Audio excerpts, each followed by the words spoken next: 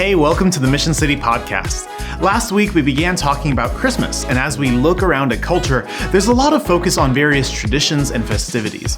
Those are fun and all, but are we losing the main point of Christmas? We're going to discuss that in today's session. Dave, Chuck, take it away. Good morning, Dave. Hey, Chuck, how you doing this morning? I am well, very well. Very well. Good to see you. Very well, or very well. very well. I'm doing quite well. Quite well. Yeah. Quite well. It's getting it's cold. It's getting to be Christmas. Like 40s a lot like Christmas. Yeah. Smell is in the air. The smell of hay and all sorts of allergens. Why'd you say hey that way? The smell of hey. Hey. Hey, y'all. Trying to see if I wanted to see if I could rhyme it with something, but it didn't go anywhere. No, so last Smell of night, hay so last today. night I got home from Citywide, which was pretty awesome last night. It was good. Enjoyed that. And I could smell the fireplaces in our neighborhood. And I'm like, man, I sort of love that smell. You know, it's kind of like, okay, that feels like Christmas. That smells like Christmas. Yeah. Everybody's kind of burned their fireplaces, and it was, you know, it's not like it's cold, but I think anybody in San Antonio needs an excuse to burn a fire. Like Somebody was telling me last 50 night. or below, like, it's like they were fireplace. telling me 60 and below, we do our fireplace. I was like, 60 and below? 60? They're like, yep, when it gets to 60 I would degrees, say we light the fireplace. 50 is probably I don't do it unless it's like in mid to low 40s. Yeah. But Cheryl wants a fire a lot. She likes the fire. I like fire pits. I like to be outside next to a fire. We had some fire pits last night. I really enjoy fire pits. Like I was telling somebody last night, I was like, whenever I do a sabbatical, when I'm like going to write sermons or curriculum or it's like, I thought you said spaticle. I was like, what's a spatula? When I took a spatula, I would take a few days when I was lead pastor of churches for a long time before I came here. I would always take about 4 days, and I would always go to the cabin somewhere. Out somewhere like Beaver's Bend, Oklahoma, or somewhere like that, and I would go in the middle of the week whenever they don't normally you wouldn't have neighbors or people or whatever, and I would spend a lot from the time it got dark till when I went to bed, just at a fire pit, just staring at the fire pit, praying, journaling, asking the Lord to give me the direction for the next year of sermon series or whatever it might be. We got a fire pit at our house, and I love it. I always worry about it afterwards, because we always Cheryl and I are like, yeah, we're ready for bed. And they're like, there's still an inferno in this thing. And next thing I know, I'm going to wake up and there's going to be like fire engines. Some firemen waking you up. Sir, our house is on fire. Just 10 more minutes. It'll be fine. No, but I do. I enjoy the smell of a good fire, crackling fire, even whether it's the chimneys around the neighborhood or a fireplace. We'll I'm sure over the next few weeks have some time around the fire pit. I think that's fun. Do some s'mores. It's always a good time. Just good family time a lot of times, just hanging out around a fire pit and enjoying each other. There's a lot of festivities happening over the next few weeks. A lot of things going around the town of I went to Dickens on Main last weekend or something Dickens like that. on Main is pretty cool. Yeah. There's a lot of stuff like that to Bernie's celebrate kind of a cool Christmas. little small town Christmas. Galveston Texas does a big Dickens thing every year. Yeah, Dickens on the Strand. Yeah, and Been to that. a lot of people. That's a destination thing for a lot of people. Jefferson, Texas has some really cool stuff. Jefferson, Texas has a lot of bed and breakfasts and stuff. Is that East Texas? When we lived down that way, maybe an hour and a half from there, we went down to Jefferson a lot. My wife Doesn't and I. a train run through Jefferson, Texas? Isn't there a train ride? And they do some really cool Christmas stuff. And then you get down to Marshall has the lights, and you got people that drive from hours to do down Marshall, to Texas. Marshall. I mean, that's way up there. Or up to whatever. People go to Marshall. Whatever. There's lights, and you can see it from planes and everything there. From the space station. Yeah, it's great. Just like Christmas Vacation. Yeah, absolutely. Which, is that one of your Christmas movies, Christmas Vacation? I love Christmas Vacation. It's fun to watch. It's traditional. Christmas with the Cranks. That's one of ours. Love it. Love Tim Allen. He's funny. Back in the day, the Pastor Matt and his wife Becky me and my wife, that was our Christmas tradition every year when we worked at the church in Dallas. Watch Christmas with the Cranks? We watched Christmas Vacation, and then we would go look at Christmas lights in Deerfield and different places around Plano and stuff like that, and then go to Saltgrass or whatever. We did that every year for I don't know how many years in a row. Even when I left to go pastor and stuff, we would meet and go and do that. So that was always a tradition for a long time. But Christmas Vacation, Christmas with the Cranks, Die Hard. I know a lot of people. That's not a Christmas movie. That's a Christmas movie all day long. You cannot celebrate Christmas until you watch Hans Gruber fall from Nakatomi Plaza. That's true. That's true. That's a great one. Four Christmases, which love it. Oh, last couple of years. That's a Vince funny Vaughn's movie. hilarious. I like Vince Vaughn. He's funny in movies. That's a good one. The Christmas Story. You'll shoot your eye out. Yes. Yeah. We watched that at least. I don't even know how many times because we'll watch for like 30 minutes, go do something else, come back because they'll have it on for like 48 or 72 hours straight. Well, Right. yeah, you just kind of catch bits and pieces of it throughout the Christmas day. It's like it's running on the TV constantly during Christmas Day. Yeah. And so it's fun. It's a Wonderful Life. I do like It's a Wonderful Life. That's one of my favorite movies of all time. Yeah. I love It's a Wonderful Life. It's just that's one of those feel good movies. It is good. What other traditions are happening? We don't in the cash? really do a real traditional. We used to when I was first in the ministry. I always was at a church that I had to be there on Christmas Eve. My wife's family lives in Louisiana, so typically what we would do, my family lived in Dallas, so typically what we would do is go to her parents' house for Thanksgiving and spend a few days there, and then we would go to, we would be at my parents' house on Christmas Day, and then when we started having kids and my parents were getting older and those things, and we decided to start having Christmas at our house. So really the only kind of tradition we had was the kids would open a present on Christmas Eve. They could each pick one.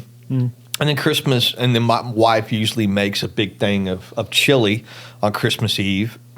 And we would either go look at Christmas lights or something. But we really don't, we're not one of those families that has, everybody gets in a certain sweater, pajamas, and they take their picture or whatever. Gotcha. It's kind of chaotic at our house. It's just sort of like kids are ripping presents open, and then we're, going and hanging around and playing with stuff, and then I go back to bed, and it's eating too much. Yeah, we do tamales. It's a San Antonio tradition. Do you guys do tamales? No, we haven't really.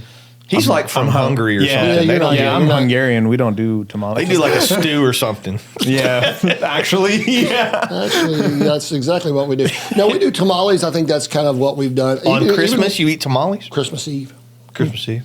See, I'm gonna do a prime rib this year. I did a ham for Thanksgiving on the smoker, and this year I'm doing a prime rib for the first time. So I have no idea what we're doing other than tamales. but we don't. Typically, we did a turkey on Thanksgiving and a ham on Christmas, but we're not huge turkey people. I mean, I like a deep fried turkey. You're but, a turkey. You are what you eat. So, Yes, absolutely. I'm prime rib, baby. But, there's not a lot of tradition. But, there is a lot of traditions that people do that they shouldn't because it could trump what Christmas really is supposed to be about. And we got to be careful of those things, Yeah. When you read in Luke where it talks about the account of Christ's birth, and I think that's probably the most important thing that we can do on Christmas is to, we have done this before. It's never been a tradition, which I almost regret that it's not. Is sit around and read the account of Christ's birth. Really, so that is something that we do. We have not always done it, and I think that's where we've missed out. It's like it's just a great reminder that we celebrate, regardless of whether we can get into the debate. Is this the time of year that Jesus was born? Well, Sure. Yeah. I don't want to get into that debate because I don't have enough knowledge of that. But the fact that we do celebrate Christ's birth, because his birth is the greatest gift to the world, and it is the most important thing when you consider his death, burial, and resurrection. But God gave us that sacrificial lamb on that day to live a perfect life.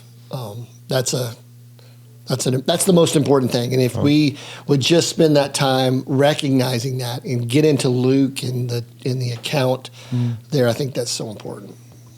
Yeah, I think so many times we get caught up in the traditional festivities of like going to see light shows, going to, wrapping so many presents, and like we focus in on the presents around the Christmas tree so many times that that becomes what we're excited about, is just what gifts we're getting. What what presents am I going to open this year, or who am I going to see, or whatever. Like we lose focus on what we are actually celebrating. We get caught up in Santa and the elves and all that, and it's like I heard I don't remember what pastor this was, but I remember they had a Sunday morning message, and basically the theme was there was no room for Jesus, in the inn, so that's why he was in the stable, and it's like that's kind of what we've done now. We've made no room for Jesus when we're supposed to make the most room for him, because we've busied ourselves with shopping and cooking and decorating and so forth, that we haven't really taken that time to really focus on what it's all about. And I know one year when our daughter Hannah was really little, 2 or 3, and she said something.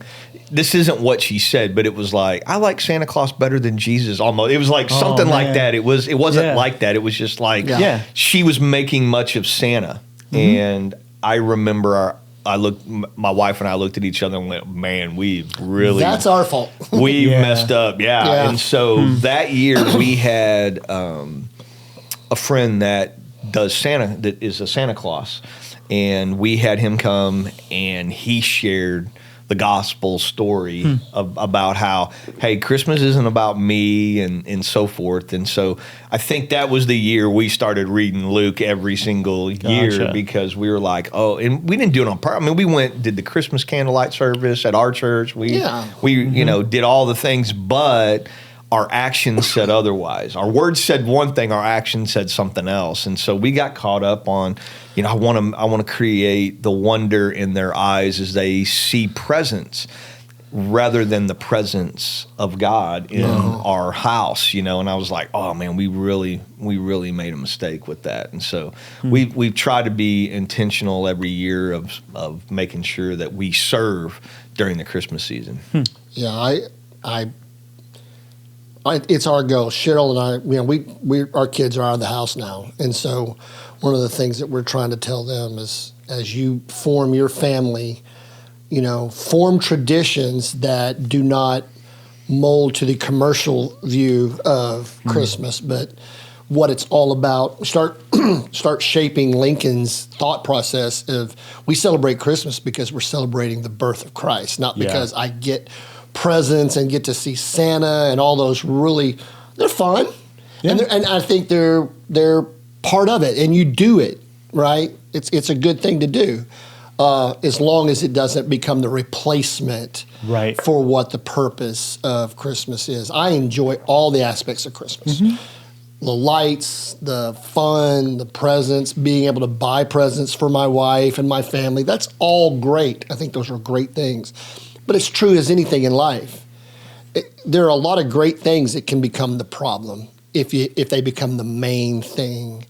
And so as this Christmas comes around this year, my focus is trying to make sure that that's not the main thing, that Christ is the main thing. So what I love about our church is we really focus in on who Jesus is in this season and why he came to earth.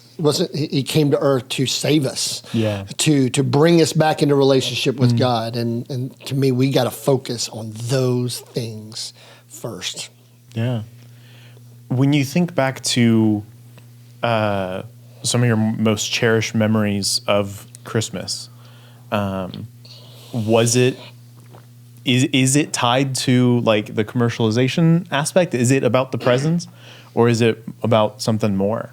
Well, for me, I became a believer as an adult.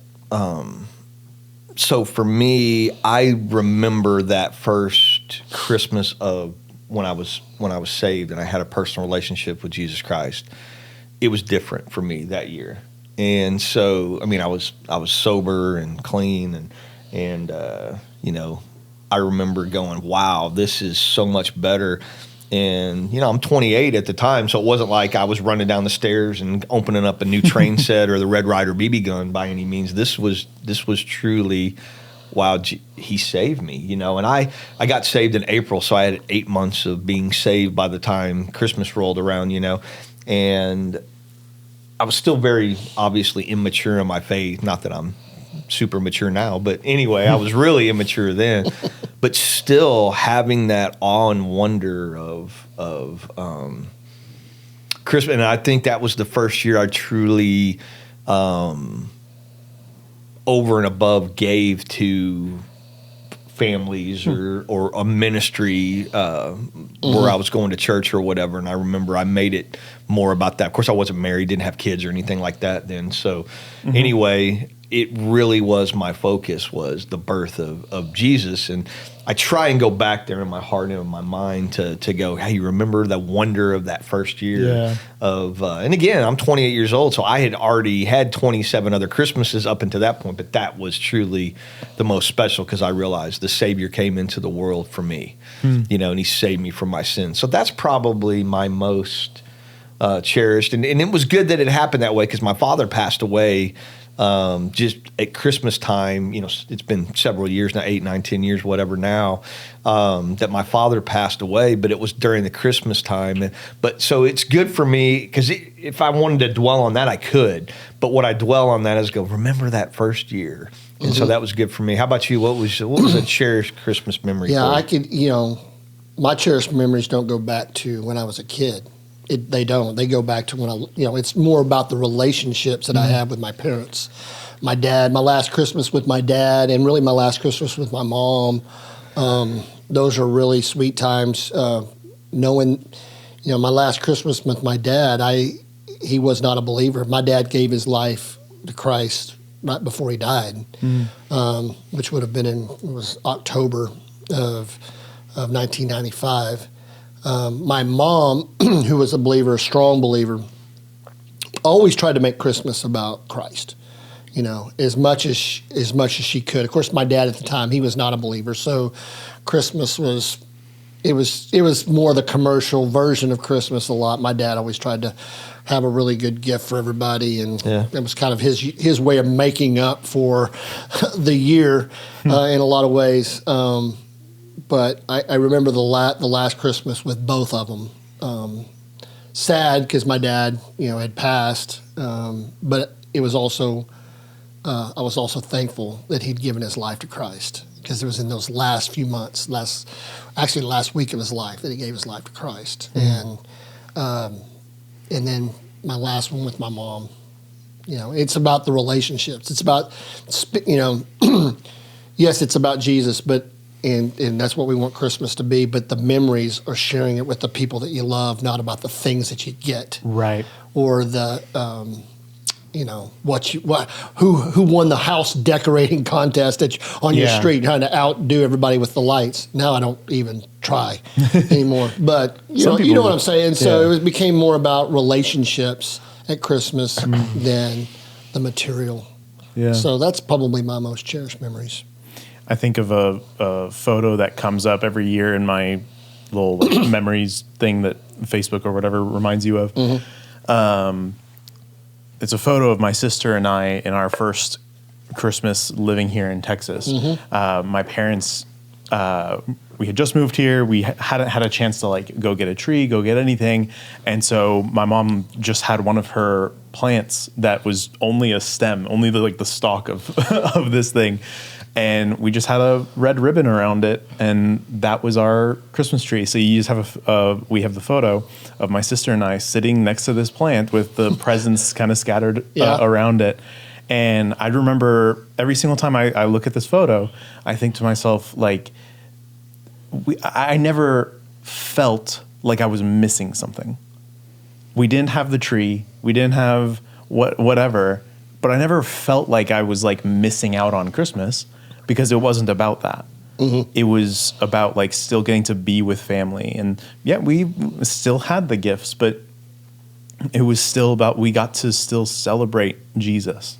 Remember what he did. Remember how he came to earth. Still went to church. Still did all those things. Like, that was what I had the value in. And so I look fondly at that photo every year, just reminding myself of, hey, it's not about decking the halls. It's about remembering Jesus. No, that's good. That's the thing, is it creates, and that's what you want to do. You want to create the memories for your kid, but the toys get broken. Yeah. You know, or they outgrow them, and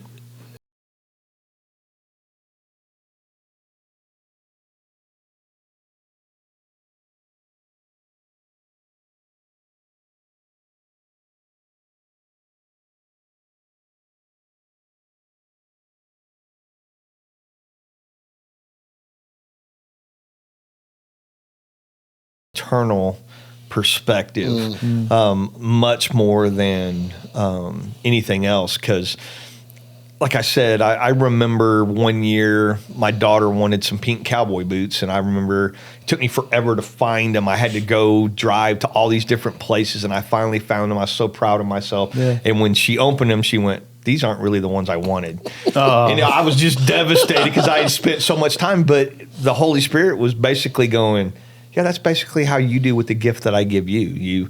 You pick other things to be enamored with over me. And so, sometimes our kids are a good lesson about what it's supposed to be about. And so I remember that vividly, because I went so far out of my way, spent way more money than I ever thought I would, just to get her those pink cowboys. And you when spent she more money on gasoline driving than the actual gift. I did. Yeah, I did. I mean, I at the time I was living. I was pastoring my first church, and I was in a town called Windham, Texas, and it was like halfway between Sherman and Paris. So I went to Paris first because they had a couple different cowboy stores. That's Paris, Texas. And then I went to Sherman, Texas. Couldn't find it. Ended up in Dallas. Had to go all the way to Dallas to find these pink cowboy boots. And I don't know, they weren't the ones that she wanted. They were different looking or whatever. And so anyway, it's just sort of that. I mean, again, that was a stern reminder of hey, you spent way more time on that than you needed to. You needed to spend more time talking about what the season was all about. And so I think that's one of the things we want to instill in our children, and I want to instill in people too, to have that understanding. Is so many people during the holidays really miss their loved ones. They especially the first year, second year, and sometimes it doesn't get any easier. No, this is a tough time of year for a lot of people. And it could be difficult. And so I think that's why you have to make the most of your memories, but make the eternal ones more important. Because if your dad hadn't came to know Christ right before he passed away, that's sort of a tragedy story. It is. But it's not really. It's a celebration story, because he came to faith. Whether it was the last minute or not doesn't make any difference. Yeah. Nope. That's something that you can hold on to and share with others. And so make sure you make Christmas not about the presents, but about the presence of Christ in your house. So that's awesome. That's awesome. Well, Merry Christmas to you and your family. Benny, Merry Christmas to you. Merry Christmas. Merry Christmas to you guys. So thank you for watching, and Merry Christmas to you. We're starting a series, or by the time this airs, the series will have been on. It's a Wonderful Christmas. Yeah. And so I'm excited to hear the messages that Pastor Matt, our teaching team, put together. Absolutely. So we'll see you next time. Yeah. Thanks for tuning in. God bless. Thanks for watching this episode of the Mission City Podcast. I hope this session encourages you to focus on Jesus this Christmas. We'll be back next week, so click here to subscribe so you don't miss the next session, and click here to catch up on Season 3. See you next time.